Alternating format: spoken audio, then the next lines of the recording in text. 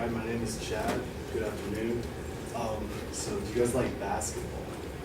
I hope you guys do, because my topic is the most influential basketball player of all time.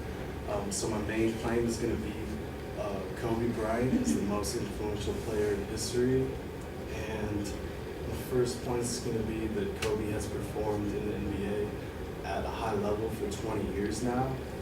And even Jordan only played 14 seasons in the NBA.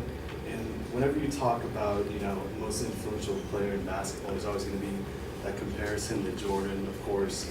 And I'm going to touch on that more at the end of my speech or presentation. So only Kareem Abdul-Jabbar, Robert Parrish, and Kevin Willis have more seasons played than Kobe. Kareem is 20, so Kobe starts this season. He'll actually tie him. And then Parrish and Willis both have 21. So he could potentially still catch up to them in that. And that's from sportslistoftheday.com. He's 17 years in a row. He's been an all-star in the league, which is amazing. 5 NBA championships and 7 NBA Finals appearances. So basically, with those 5 championships, he wins a championship about every 4 years he's been in the league, which is pretty incredible as well. He also has most seasons with one team in league history, which I already said he's been in the league for 20 years, and all of them have been with the Lakers. He's ahead of everyone. John Stockton and Tim Duncan trail behind him with 19. So my second point is going to be that Kobe, he's very influential because he claims some of the greatest records of all time. So he's been NBA All-First Team 11 times and All-Defensive Team 9 times. I think the defensive team is a more important stat there because, everyone knows Kobe is a scorer, and being that he's actually been All-First Defensive Team 9 times shows a credit to his defensive skills. He had 81 points in a single game, and what I think is even more impressive is he had 62 points in only 3 quarters of play in one game. He also has the most 3-pointers in a game. I was actually personally at that game, and he made his first 9 3-pointers in a row. He's just coming down the floor. It was unbelievable. He has 4 All-Star Game MVPs and 1 league MVP, which I think he should have more. I think Steve Nash kind of stole some of his MVPs, but it's okay. He even, besides what he's done on the floor, he even has records of jersey sales. 10 times he's been in the top 10 of jersey sales, and when he actually changed his number to 24 in 2007, he had a 5-year stretch where he was number 1 or 2 in jersey sales for 5 years straight. So it's pretty impressive. And then my third point is going to be that Kobe is the most clutch player to play the game. He's had 36 game winners, which is a stretch more than anyone else has ever had. And to define the term clutch, when I'm saying clutch, in the NBA, it's defined as the plays that occur during the 4th quarter or overtime with less than 5 minutes remaining and neither team ahead by more than 5 points. LibertyBallers.com is where I got that source. He may not have the highest numbers in the clutch if you look at it statistically, but the fact of it is that Kobe, Kobe's going to shoot the ball in the last minutes. Every team knows he's going to be the one taking that shot, and he still shoots around 40% average during those clutch moments. For the 4th point, this is when it's going to be more of a comparison to Jordan.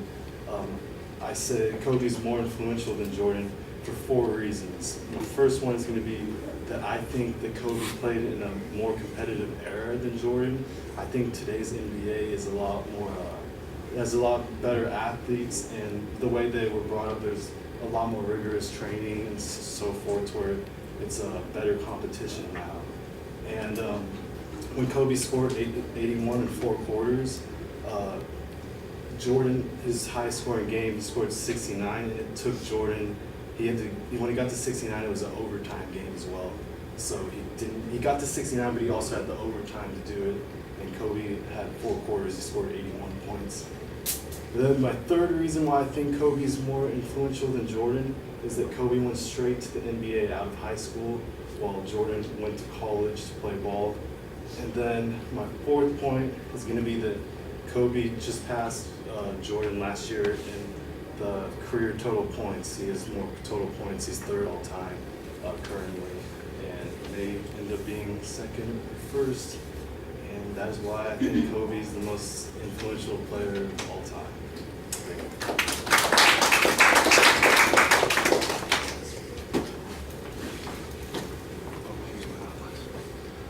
Sorry.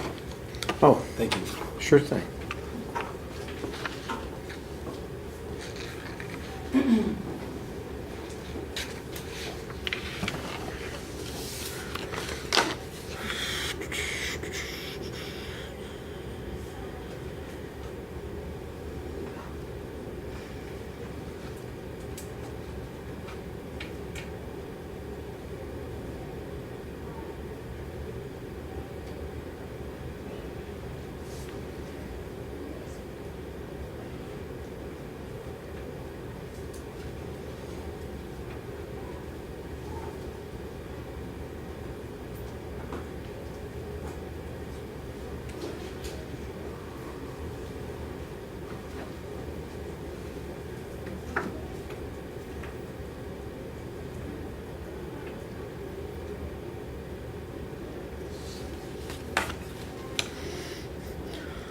All right, Chad, the proposition is clearly identified. I thought that you did a good job trying to get out of that idea that he's the best and talk about he's the most influential. I do think that you need to kind of define what is influential and why that's important and how Kobe meets that particular criteria. You've got longevity, his records, most clutch plays, and and then the argument about the comparison to Jordan. So I guess you're assuming, for instance, on that fourth point, that Jordan might be the one person who is suggested to be the most influential player in the NBA, and I think there might be some argument for that. I do think there are probably some other players that would fit in that category, depending upon how you define what influential is. And I think you needed to have a little bit more explanation of that. Not just that they have records and they have more records or they more victories, but that they had an impact on the game, on the organization, on their teams, on the culture, on their communities, any of those kinds of things that would suggest that they are influential. What did Kobe do, for instance, to change the way the game is played, or to change the nature of the community or the NBA itself? I think that would probably be one of the criteria that would fit there. The issue of the points that you talked about, you did signpost them clearly during the speech. I appreciated that. You're very consistent about citing the statistical data on all those sorts of things. The MVPs in the All-Star games and the number of championships that he has and his records on scoring and being on the defensive team. I thought you did a good job on all those sorts of things, but I didn't hear any opinions from experts in the field talking about the influence that he's had outside of those records. So it's good to have those records, but has he been the model that all the kids in the world followed, like Michael Jordan was, or has he been somebody who's changed the way the rules are institutionalized, like somebody like Kareem Abdul-Jabbar was?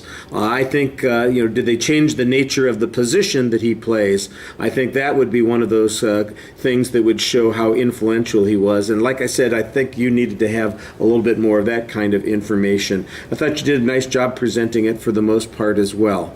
All right, thank you.